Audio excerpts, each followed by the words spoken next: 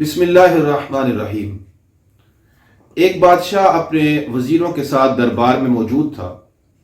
بادشاہ کے دربار میں ایک شخص کو لایا گیا جو انتہائی سیاہ رنگ والا تھا اور ایک آنکھ تھی اس کی۔ لوگوں نے اس شخص کے بارے میں یہ بادشاہ کو شکایت کی کہ یہ شخص انتہائی منحوس ہے، اور اس قدر منحوس ہے کہ جو صبح سویرے اس کی شکل دیکھ لیتا ہے اس کا جو بھی وہ کام کرتا ہے دن بھر وہ کام خراب ہو جاتا ہے، یعنی کوئی بھی کام اس کا درست نہیں رہتا۔ بادشاہ نے یہ معاملہ سنا اور تھوڑی دیر سوچ و بچار کرنے لگا۔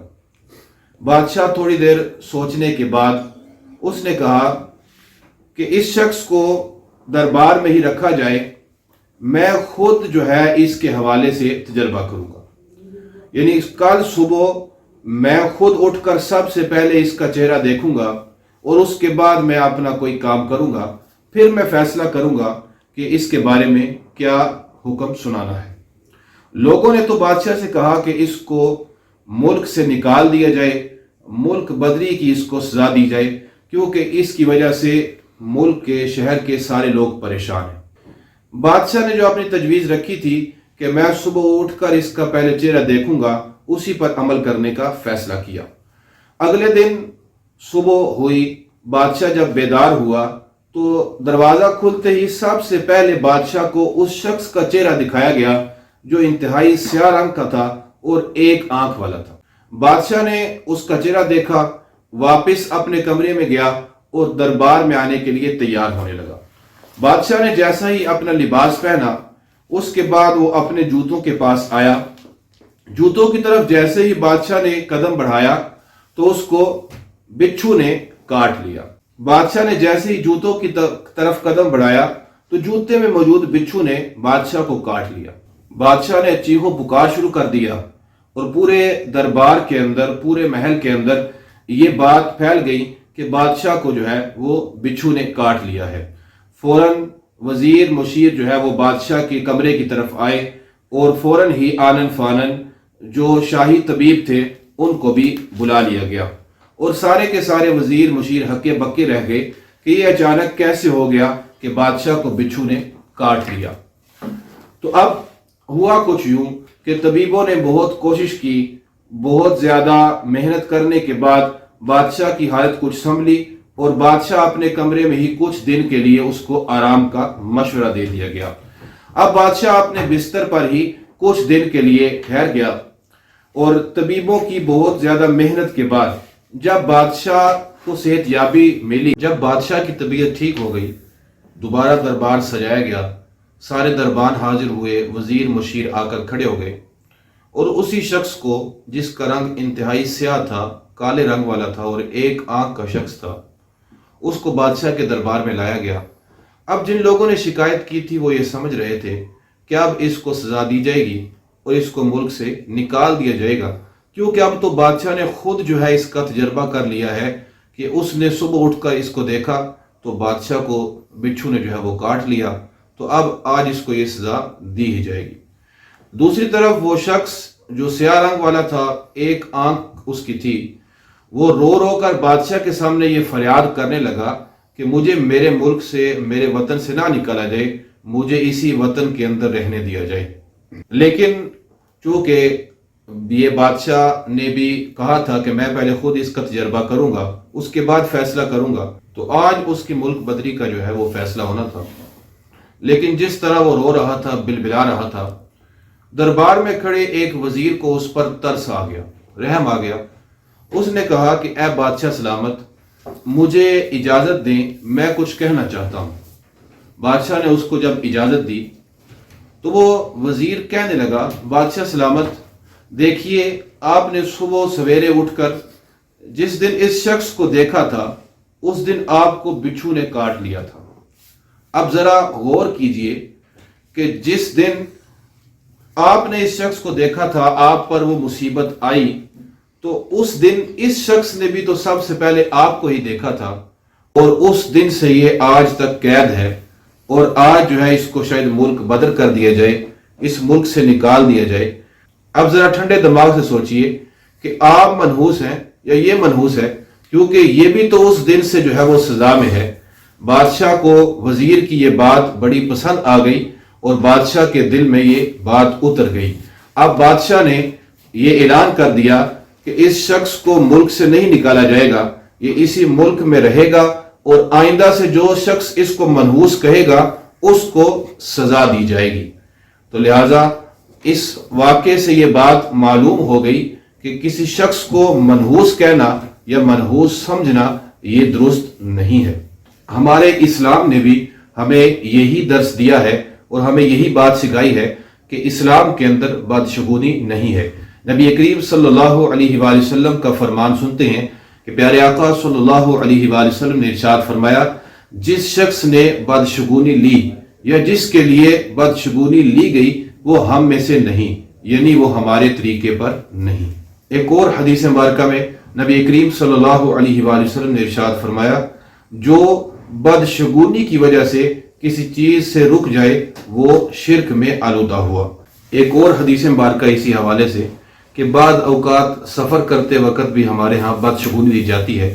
نبی کریم صلی اللہ علیہ وآلہ وسلم نے ارشاد فرمایا، 3 چیزیں جس شخص میں ہوں گی وہ کبھی بھی بلند درجے تک نہیں پہنچ سکتا۔ پہلی چیز ارشاد فرمائی کہ جو اپنی اٹکل سے غیب کی خبر دے، یعنی اندازے سے جو ہے وہ آئندہ کا حال بتائے۔ دوسری چیز وہ جو فال کے تیروں سے قسمت کا حال معلوم کرے، اور تیسرا فرمایا وہ شخص جو بدشگونی کی وجہ سے کسی سفر سے رک جائے۔ اسی طرح بعض لوگ گھروں سے جو ہے وہ بدشگونی لیتے ہیں۔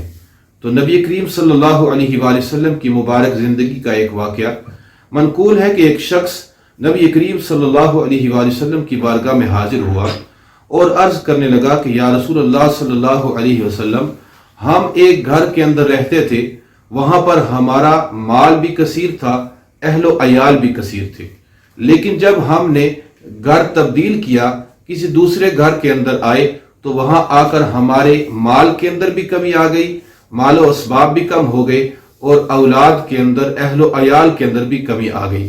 تو کیا یہ گھر کی وجہ سے ہے؟ تو نبی کریم صلی اللہ علیہ وآلہ وسلم نے ارشاد فرمایا کہ چھوڑو، یہ بہت بری بات ہے، یعنی اسلام اس چیز کی اجازت نہیں دیتا۔ تو ہمارے ہاں بھی بعض لوگ وہ اس طرح بدشگونی لیتے ہیں کہ فلاں گھر جو ہے وہ ہمارے لیے ٹھیک تھا، یہ فلاں گھر میں آئے تو اس وجہ سے یہ معاملہ ہو گیا۔ تو بالکل اس نبی کریم صلی اللہ علیہ وآلہ وسلم کے فرمان سے ہمارے لیے واضح ہو گیا کہ بدشگونی کی اسلام کے اندر اجازت نہیں، گھروں کے ساتھ اس کا کوئی تعلق نہیں ہے۔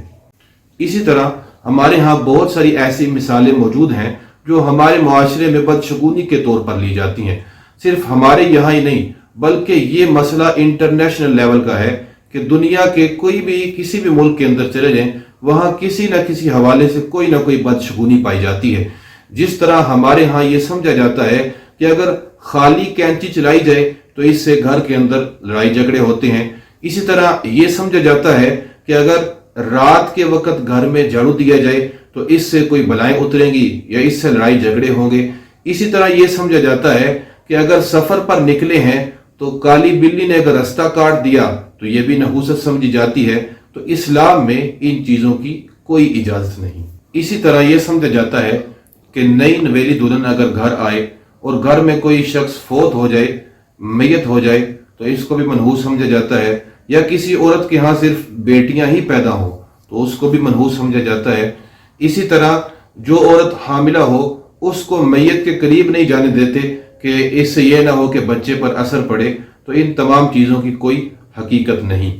اسی طرح بعض نمبروں کو بھی جو ہے وہ برا سمجھا جاتا ہے، جس طرح 13 کے ہندسے کو باری سمجھا جاتا ہے، 13 کے ہندسے کو بھی منحوس سمجھتے ہیں۔ اسی وجہ سے بعض اسپتالوں کے اندر جو بیڈ ہوتے ہیں وہ 12 کے بعد 13 نمبر نہیں بلکہ 12 کے بعد 14 نمبر لگایا جاتا ہے، کیونکہ 13 کو جو ہے ہندسے کو منحوس سمجھا جاتا ہے۔ تو یاد رکھیے اس کی کوئی حقیقت نہیں۔ اسی طرح بعض لوگ مرغ کی جو اذان ہے اس کو شام کے وقت اگر ہو تو اس کو بھی منحوس سمجھتے ہیں، اس کی کوئی حقیقت نہیں۔ اسی طرح ایک اور قرآنی واقعہ بھی موجود ہے کہ حضرت سیدنا صالح علی نبینا علیہ الصلوۃ والسلام آپ قوم سمود کی طرف جب مبعوث کیے گئے تو آپ نے اس قوم کو اللہ تبارک و تعالیٰ کی عبادت کی طرف بلایا۔ ان لوگوں میں سے ایک گروہ نے تو آپ کی دعوت کو قبول کر لیا اور دوسروں نے آپ کی دعوت کو قبول نہ کیا۔ آپ جب بار بار ان کو اللہ تعالیٰ کی عبادت کی طرف بلاتے رہے، اس کے باوجود وہ اللہ کی عبادت کی طرف نہ آئے، تو آپ نے انہیں اللہ کے عذاب سے ڈرایا کہ اگر اب تم عبادت کی طرف نہیں آؤ گے تو تم پر عذاب آئے گا۔ اس کے باوجود بھی انہوں نے بے باکی کا مظاہرہ کیا اور اللہ تعالیٰ کی عبادت کی طرف نہ آئے، آپ کی دعوت کو قبول نہ کیا۔ تو جب ان پر قحط آ گیا، اللہ تبارک و تعالیٰ نے ان کو خشک سالی کے عذاب میں مبتلا کر دیا، تو پھر وہ لوگ حضرت سیدنا صالح علیہ نبی جناب علیہ الصلوۃ والسلام آپ کی آمد کو برا شگون کہنے لگے اور کہنے لگے کہ ہم نے آپ کے آنے سے برا شگون لیا، اس وجہ سے ہماری یہ حالت ہو گئی۔ حضرت سیدنا صالح علیہ نبی جناب علیہ الصلوۃ والسلام نے ارشاد فرمایا کہ تمہاری بدشگونی اللہ تعالیٰ کے پاس ہے، تم پر یہ عذاب تمہارے اپنے اعمال کی وجہ سے آیا ہے، اس شگون میں تمہارے لیے کچھ نہیں۔